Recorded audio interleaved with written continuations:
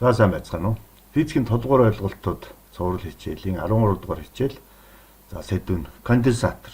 За бүгдээрээ цахилгаан маш чухал элемент болох энэ конденсаторыг ойлгохын өмнө физикийн хэмжигдэхүүн буюу цахилгаан багтаамжийг нь сайн ойлгох хэрэгтэй. Тэгэхээр бид нар бол конденсаторыг цэник хоримтлуулдаг гэж ойлгодог шүү дээ. За үнэн хэрэгтээ бол конденсатор маань бол цэник хоримтлуулдаг биш, цэнигээр дамжуулж энерги хоримтлуулдаг зүйл. За бид нар өмнөх хичээлүүд дээр бол цахилгаан энерги, цахилгаан потенциал, потенциал энерги гэх мэт ойлголтуудыг үзсэн.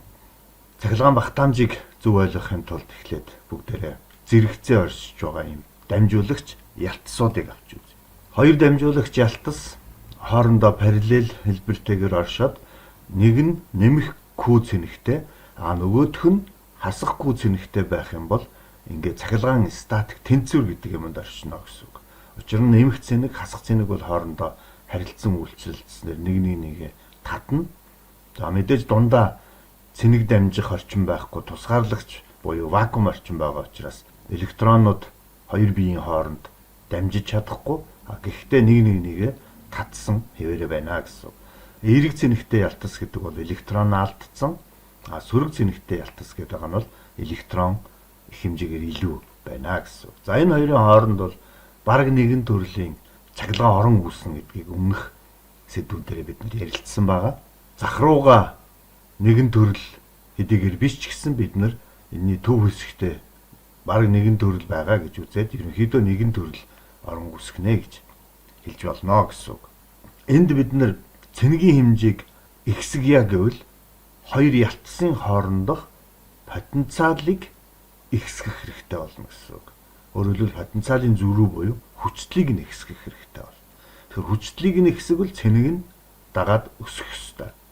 Нэг ялтас нь бол нэмэх Q цэнэгтэй, нөгөө ялтас нь хасах Q цэнэгтэй байлаа гэхэд энэ хоёрын хоорондох потенциалын зөрүү ихсэх тусам энэ хоёр цэнэгийн хэмжээ хамт ихснэ гэсэн үг.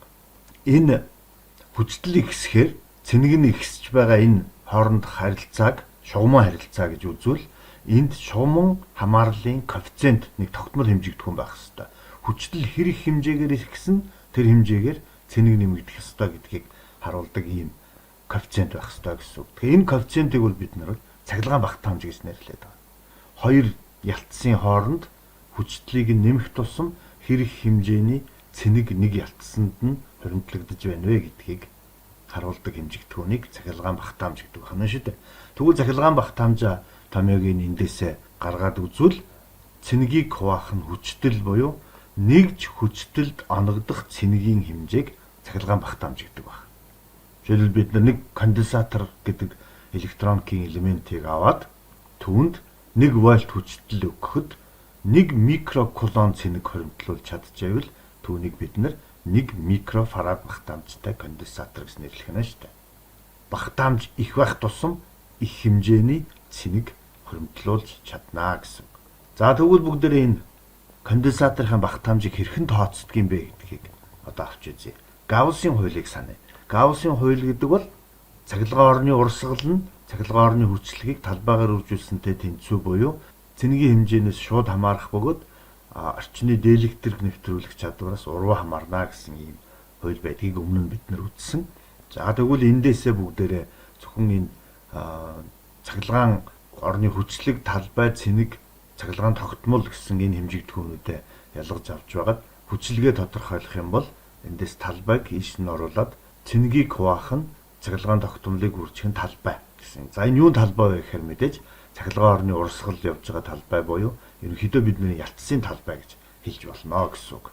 За ингээд хоёр ялтсын хоорондох цахилгаан орон ингээд тодорхойлогддог гэдгийг бид нар Гауссын хууль гэдэг хичээл дээр бол үзчихсэн. За тэгэхээр энд бид нар нэгэн төрөл орон гэж үзсэн учраас энэ нэгэн төрөл орны хувьд хоорондох зай, хүчтэл, цахилгаан орон гэсэн гурван хэмжигдэхүүн ингэж холбогддог. Тэгэхээр цахилгаан орны хэмжээ нь өгж байгаа хүчлэлийг хоорондох зайд нь харьцуулсантай тэнцүү хэмжээтэй байх ёстой. За үүнийг бол бид нэр ижил потенциалт гадаргуу гэдэг сэдв ярьж байхдаа маш тодорхой ярьсан байгаа. За тэгвэл одоо үндсэндээ бол бидний цэнэгийг хуваах нь цахилгаан тогтмолыг үржих нь талбай гэдэг энэ хэмжигдэхүүн маань ялтсуудын хооронд өгсөн потенциалын зөрүү буюу хүчлэлийг ялтсан хоорондох зайд харьцуулсантай тэнцүү байх хэрэгтэй гэсэн үг. Тэгээ энэ хоёрыг ингээд тэнцвүүлээд бичжээ. За эндээс бид нэр цахилгаан орныхоо асуудлыг төр орхиод зөвхөн энэ томьёог цэник болон хүчтлийн хамаарал хэлбэрээр бичиж болох нь ингэх юм бол одоо бидэнд яах нь цэник хүчтэл хоёрын хамаарлын дунд тогтмол коэффициентийг илэрхийлсэн ийм хэмжигдэхүүн бий болно.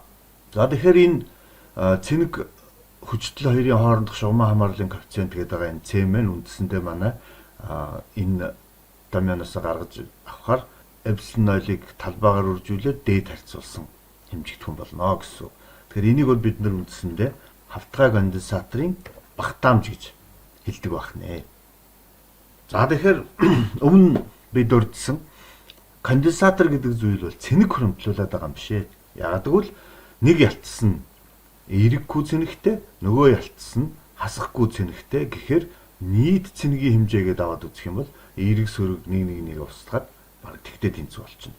Тэгэхээр үндсэндээ бол ялтсан цэник хөрөмтлүүлээд байгаа болохоос биш конденсатор цэник хөрөмтлүүлээд байгаа хэрэг биш. Харин энэ хоёр ялтас эсрэг цэнэгтэй ингээд цэнэглэгдчихээрээ түүнд цахилгаан потенциалын зөрүү үүсэж байгаа. Түүнээс гадна энэ маань нэг рүүгээ тэмүүлэл байгаа учраас нэг татж байгаа гэж үзэх юм бол потенциал энерги хөрөмтлөгдсөн байгаа гэсэн. Тэгэхээр конденсатор гэдэг зүйл бол энерги хөрөмтлүүлдэг байна. Бид нэр цахилгаан хөдлөгч хүч бүхий зай хураагуурыг конденсаторын ялтсуудад холбох юм бол за энд одоо дээдлэлт нэг ялтас А гэсэн ялтас байгаагүй л зай хураагуурын нэмэх туйл нь электронуудыг өөрлөгөө татаад авна. Тэгэхээр дээд ялтас электронуудаа зай хураагуурт алдсан учраас нэмэх цэнэгтэй болно. Харин зай хураагуурын сөрөг туйл нь электронуудыг өөрөөсөө түлхээд Б ялтсанд өгнө гэсэн үг. Тэгэхээр Б ялтас бол электроноор илүүдэлтэй болно. Энэ хоёрын хэмжээ нь бол яг адилхан Q гэсэн цэнэгтэй болно. Энийг бол бид нар цахилгаан статик тэнцвэр гэж нэрлэнэ. За харин нэмэхгүй хасахгүй цэнгүүдийн хооронд бол цахилгаан орон үүснэ гэсэн үг. За тэгвэл энд бол бид нэр өгсөн зай хураагуурын цахилгаан хөдлөгч хүч дельта V гэсэн хүчтлийн зөрүү конденсаторын ялтсуудын хооронд үүслэе гэж хэлж болно. Ингээд энд бол тодорхой хэмжээний цэник багтаамжийнхаа хэмжээгээр хоригдлогдсон байгаа гэсэн үг.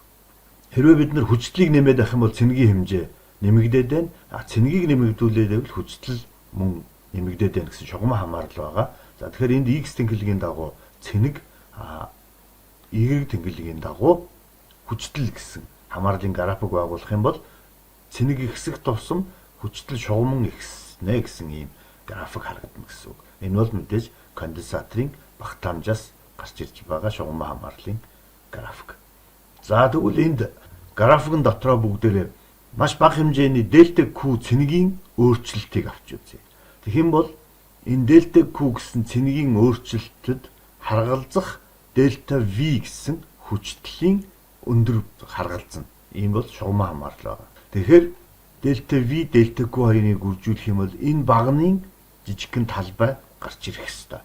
Тэгэхээр энэ багны талбай гэдэг бол үндсэндээ потенциал энергийн хэмжээ гарна. Учир нь биднэрт хүчтэл гэдэг маань юу вэ? Тодорхойлолтоо санах юм бол нэгж цэнэгт харгалзах потенциал энерги шүү дээ. Тэгэхээр эндээсээ хүчтэл цэнигийн үржүүр гэвэл нөгөө потенциал энерги маань ирээд гарч ирэх ёстой гэсэн үг байна.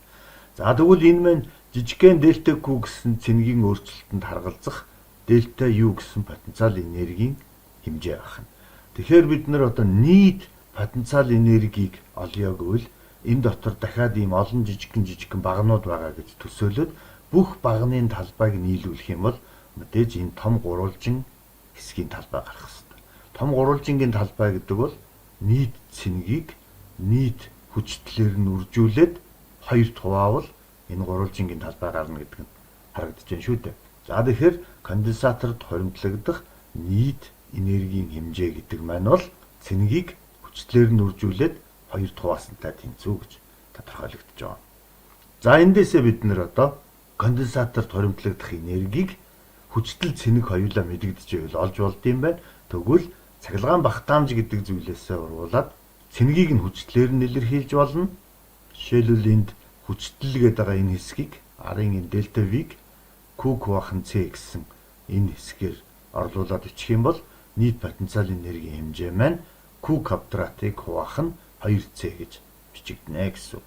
Цэник нь мэдэгдэж байвал потенциал энергийг шууд бодож болж байна. За тэгвэл хүчтэл нь мэдэгдэж байгаа үед хүчтэл багтаамжийн үр жүүрээр цэнигийг тодорхойлж байна. Тэгэхээр энэ томьёогоо эмэгтэйгээр бичвэл хүчтлийн квадратыг багтаамжаар үржүүлээд 2 туваалсан нь нөгөө потенциал энерги маань гарна гэсэн. Тэгэхээр бид нэр конденсаторын энергийг цэнигээр нь бодож болно, эсвэл хүчтлэр нь бодож болно. Энэ үед харин багтаамж тодорхой байх ёстой гэсэн үг байна. За одоо бүгдээрээ диэлектрик материалын тухай тодорхой авч үзье. Учир нь конденсатор гэдэг энэ цахилгаан багтаамжийг бий болгоход дандаа вакуум орчин байх албагүй. Тусгаарлагч материалыг бид нэр ашиглах шаардлагатай бол. Тэгэхээр тусгаарлагч материал гэдэг маань үндсэндээ өөрөө юу вэ гэхээр цахилгаан гүйдлийг өөр дотоороо нэвтрүүлэхгүй ч гэсэн цахилгаан орныг дотоороо нэвтрүүлдэг ийм материал гэж үзэж болно. Цахилгаан гүйдэл бол буюу цэник дотор нь өнгөрөхгүй, харин цахилгаан орон бол тухайн материал дотор нэвтрээд өнгөрнө гэсэн үг. Энэ нь бол түүний туйлшралтай холбоотой байдаг. Бид нар өмнө нь туйлшрал гэж үзсэн. Хэрвээ нэмэх цэнэгтэй ялтас, сөрөг цэнэгтэй ялтасын дунд диэлектрик материал ороод ирэх юм бол цахилгаан орны нөлөөгөөр түүний атомууд бүгд туйлширна. Туйлширхаар хамгийн энэ сөрөг цэнэгтэй талд нь эерэг цэнэгтэй атомууд, эерэг цэнэгтэй ялтасын талд сөрөг цэнэгтэй атомууд байгаа мэт ийм үзэгдэл бий болно гэсэн үг. За энэ туйлширлын нөлөөгөөр нэг ёсондоо энд байсан нэмэх цэнэг энэ хасах цэнэгтэй ялтас руу ойртоод ирсэн мэт одоо үзэгдэл болно гэсэн үг байхгүй юу? Энд байгаа нэмэх цэнэг энд хүрээд ирсэн юм шиг нэмэх цэнэг хасах цэнэгийн хоорондын харилцан үйлчлэл ойртоод ирнэ гэсэн үг. Тэгэхээр диэлектрик материал нэг ёсондоо хоёр ялтасын хоорондох харилцан үйлчлэлийг нь ойртуулж өгснөөр хүчин нэмэгдээд одоо цэнэгийн харилцан үйлчлэл нэмэгдэнэ гэдэг нь цахилгаан багтаамж нэмэгдэнэ гэсэн үг байна. За тэгвэл одоо бүгдээрээ энд нэг тодорхой жишээ болгож нэг диэлектрик материалыг загварчлаа. Энэ бол зүгээр загвар, яг бодит үзэгдэл бол гэж бас ойлгож болохгүй. За нэг диэлектрик материал оруулаад ирсэн чинь цахилгаан орныг өөр дотоороо тодорхой хэмжээгээр сайн нэвтрүүлээд заримыг нь бол нэвтрүүлээгүй үлдээсэн байна гэж бодъё. Тэгээ энэний харьцааг нь бодох юм бол за энэ зөв шугамын тоог 1 2 3 4 5 цахилгаан орны хүчний шугам бол нэвтрээд 4 нь үлдсэн байх жишээ. Тэгвэл энэ нийт 9 цахилгаан орны хүчний шугам байсан гэж үзээд 9-ийг хуваах нь 5 буюу диэлектрик нэвтрүүлэх чадвар нь 1.8 байжээ гэж хэлж байна. За тэгвэл энэ диэлектрик нэвтрүүлэх чадвар гэдэг маань үндсэндээ юу юм бэ гэхээр энэ зураглалаас ингээ харах юм бол вакуум дахь буюу диэлектрикийн гадна талын цахилгаан орон, диэлектрикийн доторх цахилгаан орон гэсэн ийм харьцааг энэ томьёон дээрээсээ бид нэр харж авч болно. За тэгвэл одоо бүгдээрээ конденсаторын багтаамжийг яаж бичих вэ гэхээр өмнө нь бол вакуум орчин байхад зөвхөн эпсилон 0 байсан бол одоо бид нарт энэ тухайн материалын диэлектрик нэвтрүүлэх чадвараар үржүүлж нийт багтаамжийг олох ёстой болно гэсэн. Тэгэхээр эпсилон гэдэг хэмжигдэхүүн 1.8 байгаа учраас өмнөх огт диэлектрик материалгүй багтаамжаасаа 1.8 дахин их багтаамж бий болно гэсэн үг байна шүү дээ. За тэгэхээр энэ эпсилон гэдэг хэмжигдэхүүнийг диэлектрик нэвтрүүлэх чадвар эсвэл диэлектрик тогтмол гэж нэрлэж болно. За тэгвэл бид нар конденсаторыг ийм диэлектрик материалаар тусгаарлагчийг нь хийснээр багтаамж нь нэмэгддэг юм байна. Үүнээс гадна нэг чухал параметрыг бид нар байнга харгалзаж үзэх ёстой. Энэ бол тухайн диэлектрик материалын даац буюу хэр их хүчтлийг тэсвэрлэх вэ гэдгийг нь үзүүлдэг хэмжигдэхүүн. Тэгэхээр материалуудыг ингээ харах юм бол за мэдээж вакуум орчин бол ямар нэгэн материалын зүйл биш учраас ийм даац гэсэн хэмжигдэхүүний ойлголт байхгүй. Харин хоёр ялтсан хооронд агаар байх юм бол түүний диэлектрик тогтмол нь за баг вакуумтайгаа адилхан боловч харин диэлектрик даац гэдэг энэ хэмжигдэхүүн 3 киловольт миллиметр гэдэг хэмжээтэй байна. Өөрөөр хэлэх юм бол 1 мм зузаантай агаар 3 киловольт буюу 3000 вольт хүчтлийг даана гэсэн. 1 см агаар гэвэл дээж өмнөөсөө 10 дахин их хүчтэл даах буюу 30 киловольт болдог ч юм уу тийм ээ, ингээд өөрчлөгдөд явна шүү дээ. За тэгвэл дараа нь энэ тостой цаас, лааны тос буюу парафин тостой цаас гэхэд диэлектрик тогтмол нь 2-оос 3.5 болж нэмэгддэг. Мөн даац нь 40-оос 60 мянган вольт болно гэсэн. За ингээд тефлон эрзийн их мэдчлэн янз бүрийн материалуудын диэлектрик тогтмол болон диэлектрик даацыг энд харуулсан байна. Тэгэхээр энэ диэлектрик даацаас бол юу өөрчлөгдөх вэ гэхээр одоо бодиттой үйлдвэрлэсэн конденсаторууд байлаа гэхэд бол холбож болох хамгийн их хүчтэй гэдэг ойлголтууд гарна. Жишээлх юм бол энэ конденсатор 16 вольт, энэ 35 вольт, за энд гэхэд 500 вольт, за энд бол бүр 1000 вольт гэх мэтчлэн ингээд өөр хүчтлийн утгуудыг даана гэдгийг өөр дээр нь анхааруулж бичсэн байдаг. Тийм учраас электроникийн хэлхээ юм уу цахилгаан хэлхэнд конденсатор гэдэг элементийг холбохдоо хэр их хүчтэй даах вэ гэдгийг маш анхаарч холбохгүй бол түүнийг нь турдуу тооцож холбох юм бол эвдрэл төргөн. Тийм болохоор энэ бол электроник цахилгаан хэлхээг угсарж байгаа хүмүүсийн байнга анхаарах ёстой гол параметруудын нэг юм аа гэдгийг ойлгож аваарай. За энэ үрээд конденсатор гэдэг ойлголтын тухай хичээл маань дуслаа. Дараагийн хичээл хүртэл баяртай. Бүгдээрээ дараагийн хичээлээр конденсаторын зэрэгцээ болон цуваа холболтын тухай тодорхой авч үзье.